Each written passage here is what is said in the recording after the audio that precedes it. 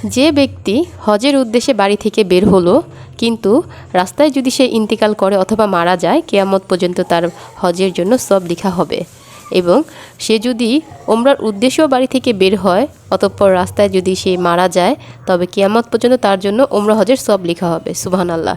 আর যে জিহাদের উদ্দেশ্যে বাড়ি থেকে বের হবে তার রাস্তায় মারা গেলেও কিয়ামত পর্যন্ত তার জন্য জিহাদের সব নিয়ে লেখা হবে। সুবহানাল্লাহ। বিসমিল্লাহির রহমানির রহিম। আসসালামু আলাইকুম। আমি রুমা আফরিন আবারও চলে আসলাম তোমাদের মাঝে ঢাকা থেকে। আশা করি আমার সকল লাভের ভিউয়ার্স ভালো আছো, আমিও ভালো আছি আলহামদুলিল্লাহ।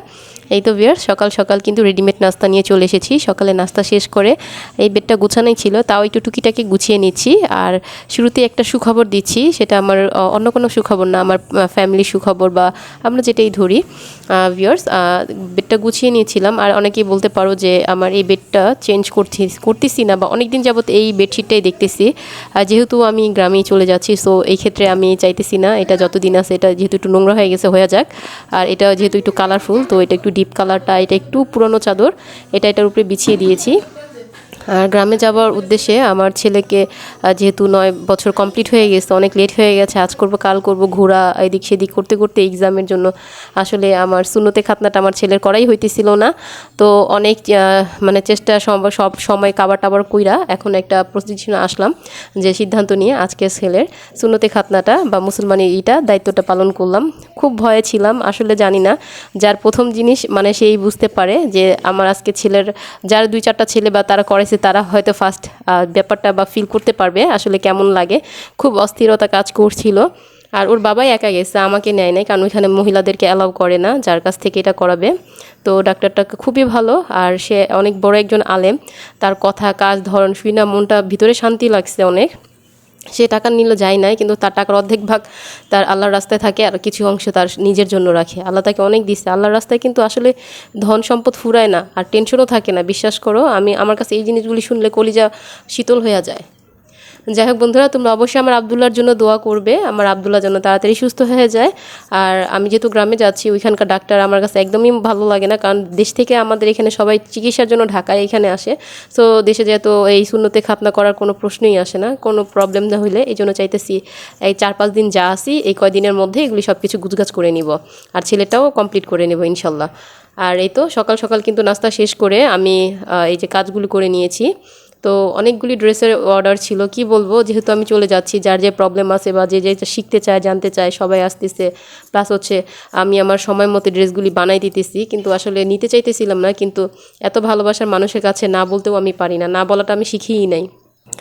যাই হোক, অনেক কথা বলে ফেলেছি, লাইক দিয়ে অবশ্যই পুরো ভিডিওটা কন্টিনিউ করার চেষ্টা করবে। আর আরেকটা কথা, যে ভালোবাসাটা আসলে কীভাবে হয়, সব কিছু স্বার্থ ত্যাগ করে বা সব কিছু স্বার্থ নিয়ে করতে হয় না। আমি জাস্ট এক্সাম্পল দেখাচ্ছি। আমি মানে এক সময় যখন স্কুলে পড়তাম, আমার যা দেখতে ইচ্ছে হইতো বা যা ভালো লাগতো তাই আমার একটা টার্গেট থাকতো, যেটা আমার শিখতে হবে, জানতে হবে, আমাকে সব জানতে হবে, আমি কেন পারবো না, আমি সব পারবো, কেমন যেন একটা মেন্টালিটি ছিল, যেটা আসলে একবার দেখতাম সেটাই পাইরা যেতাম আলহামদুলিল্লাহ। তো ওই যেমন চিন্তা ছিল তেমনই কাজ, অনেক গুণে গুণান্বিত হয়ে গেছিলাম যে এত গুণ আসলে একটা মেয়ের দরকার হয় না। তো তোমার মনে করো স্কুলে আর্ট আসছিল, তারপর সেলাই কাজ, তারপর হচ্ছে তোমার পার্লারের কাজ শিখলাম, মানে স্কুলের লাইফে এইগুলি। তো আমি কিন্তু কি জানো, সব কিছু কি নিঃস্বার্থভাবে সবাইকে দিছি। যেমন সেলাই যখন শিখেছি, ফ্যামিলি আত্মীয় স্বজন আশেপাশে যে যেটা বলছে সবাইকে সেলাই করে দিছি, কখনো ভাবি নাই সেলাই করতেছি টাকা দিলা না কেন। পার্লারের কাজ, অনেক মেয়ে আছে যে গরিব, যারা সাজতেই পারে না। আমি কিন্তু বড় লোক না, আমি কিন্তু একদম একজন গরিব।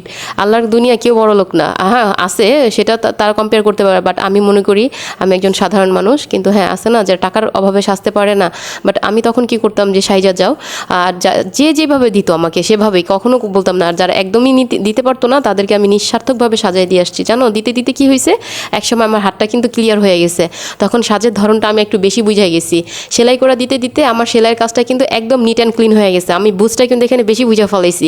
তখন কিন্তু আমার এটাতে কোনো লস হয় নাই। যখন আঁকতে আঁকতে আমি অনেক বেশি সুন্দর আঁকা শিখা ফেলাইছি, কিন্তু তখন কিন্তু আমার হাতটা একদম ক্লিয়ার হয়েছে, আমি যা দেখি তাই আঁকতে পারি। তো ম্যাট্রিকের একটা ঘটনা বলি, যখন আমি ক্যান্ডিডেট ছিলাম তখন আমার স্যার আমাকে সবাই বলতো ও অনেক ভালো আঁকতে পারে, রুমা আফরিন খুব ভালো আঁকে। তো স্যার বিলিভ করে নাই, তো আমাকে একটু করছিল, ঠিক আছে তোমার একটা টেস্ট নেই। তো স্যারের গ্লাস পতো চশমা, তো চশমাটা এসে আমার খাতার উপরে এমন অ্যাঙ্গেলভাবে রাখছে, সেম যেভাবে আছে ওইভাবেই আঁকবা, এটার যে আলো ছায়াটা পড়তেছে যেখান থেকে যা দেখা যেতেছে ওইভাবে এঁকে দিবা। তো আমি কইলাম কি এটা কোনো ব্যাপার না স্যার, আমি তো মানুষের ছবিও আঁকতে পারি, একটু হয়তো এদিক সেদিক হয়, কিন্তু যা দেখি তাই আঁকতে পারি। এমনও ছিল। আর আমি খুব আসিফ ভক্ত ছিলাম, তো আমি আসিফের ছবি আঁকছি। মানে আমাকে যে যে শিল্পী ভালো লাগতো, যা বা ছবি দেখতাম তাদের ছবিটাও আমি ওইরকম করে আঁকতে পারতাম। এতটাই আমি ছিলাম, মানে কেন পারবো না, আমার ভিতরে একটা পারো তো একটা ভাব ছিল। তারপরে তোমার মনে করো, তো ওই স্যারের গ্লাসটা আইকে আমার দিলাম। পরে স্যার আমাকে একটা কমেন্টস লিখলো নিচে যে আই শ্যাল মিস ইউ। ঠিক আছে, আই শ্যাল মিস ইউ মানে একটা কথা লিখছিল যে তুমি যে পারবা। আর একটা কথা ছিল, ওইটা আমি ভুলে গেছি, যে এত সুন্দর হয়েছে, মানে চার্মিং মেবি এরকম একটা কিছু লিখছিল। কি বলবো, মানে স্যারও অবাক হয়ে গেছে যে আসলে এভাবে কি আঁকা সম্ভব বা যায়, যেহেতু আমি যেভাবে বলছে সবাই। কিন্তু স্যারকে আমি বললাম স্যার, চেষ্টা করলে আর ইচ্ছা করলে সব কিছুই পারা যায়, সব কিছু কিন্তু বহিঃপ্রকাশ করতে হয় না, আমি অনেক কিছু পারি। কিন্তু হয়তো আমি তোমাদের কাছে বলতেছি আমি অনেক কিছু পারি, হয়তো অনেকে বলবো আমি আমার গুণগুলি ডিসপ্লে বলতেছি বিশ্বাস করে বলার জন্য না, আমি অনেক গুণান্বিত সেটাও বলতেছি না। আমার কথা হচ্ছে কি, আমি গুণগুলি যে অর্জন করছি সবাইকে দান করে আমি পাইছি, আল্লাহর কাছ থেকে পাইছি। তারপর হচ্ছে আমি অনেক ইনকাম করছি, কারণ আমি মান্থলি বললাম না আমার স্টুডেন্ট ব্যাচ অনেক কিছু করছে, আমার বিশাল স্টুডেন্ট ব্যাচ ছিল, ওইখানে কিন্তু অনেক টাকা ইনকাম করছে। টাকাগুলো আমি কী করছি, আমি যাকে মন চেয়েছে তাকে দিছি, যাকে ইচ্ছা তাকে খাওয়াইছি। বিশ্বাস করো, দিলে খাওয়াইলে কখনোই কমে না। একটা জিনিস সবসময় মনে রাখবা, দেওয়ার মালিক আর নেওয়ার মালিক আল্লাহ। আল্লাহ সবাইকেই দিয়ে রাখে, পরীক্ষা করে। আলহামদুলিল্লাহ, আমি যখন অনেক বেশি আর্ন করছি, অনেক খরচ করছি, এখন অনেক মোটামুটি কম আর্ন করি, কিন্তু তার মাঝেও নিজের স্বাধীনতা ভালোবাসাটাকে ধরে রাখি। আমার সবাইকে দিতে ভালো লাগে, খাওয়াইতে ভালো লাগে, আর সবাইকে মানে করো ছোট ছোট মানে তোফা বা গিফট যাকে বলো কেন, আমি হচ্ছে এটা দিয়ে আর কি নিজেকে সবসময় স্যাটিসফাই রাখি। বলে না, ভালো লাগার একটা জায়গা থাকতে হয়, ভালোবাসারও একটা জায়গা রাখতে হয়। তো এটাই আর কি। আর কি বলবো বন্ধুরা, অনেক ধরনের অনেক কথা বলে নিয়েছি। আর একটা ইম্পর্টেন্ট কথা দেখো, কথা বলতে বলতে কিন্তু আমি এই যে এটা দেখিয়ে দিচ্ছি, এটা কিন্তু হচ্ছে একটা প্রেশার কুকার বলতে পারো, এটা হচ্ছে rice cooker, sorry pressure cooker না। রাইস কুকারটা দেখো, এটাতে সব কিছুই করা হতো। আর এটা এমন একটা অবস্থা, অনেক দিন যে ইউজ হয়েছে এটা তোমরা দেখলেই বুঝতে পারবা। এই যে আমি একটা একটা করে দেখিয়ে দিয়েছি, দেখো কি ঘষাঘষির কারণে আসলে জিনিসটা কতটাই যে রং চং নষ্ট হয়ে গেছে। আর এটাকে আমি অনেক দিন ফালায় রাখছি, যেহেতু ভাবতে পারো যে এটা এত ডাস্ট কীরকম, আমি একটা নোংরা জিনিস দেখাইতেছি। সবাই কিন্তু ক্লিন আউট জিনিস দেখায়, কিন্তু ক্লিনিং বা হচ্ছে পরিষ্কারের পিছনে কিন্তু অপরিষ্কারের গল্প লুকাই থাকে। দেখো এখন এটাকে আমি একটু ক্লিন করে নিয়েছি। এই যে বললাম যে ফালাই রাখছিলাম, রাগ করে এটাকে অনেক দিন পর্যন্ত ফালাই রাখছি, যেহেতু আবার সব কিছু গুছগাছ করতেছি, এখানে মুভ করতে হইব গ্রামে, তো যার কারণে আরও বেশি ডাস্ট পড়ছে। কারণ কি, মনটা নষ্ট হয়ে গেছে, আমার এই রাইস কুকারটা নষ্ট হয়ে গেছে। রাইস কুকারটা নষ্ট হয়েছে কিসের কারণে আমি তোমাকে দেখাচ্ছি।